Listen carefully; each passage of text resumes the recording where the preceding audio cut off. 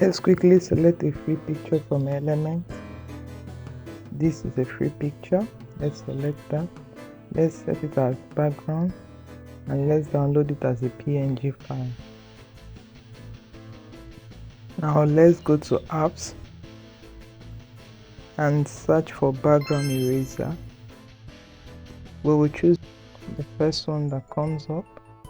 Let's quickly reduce the size of our page.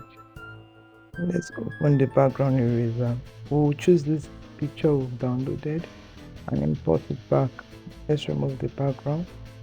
Yeah, it has removed the background. Let's add a new page and drag the picture we removed the background into it. You see the background is removed. Let's quickly go back to element and select this free background and set it as background and scale out the picture we remove the background. You see we've removed that background for free.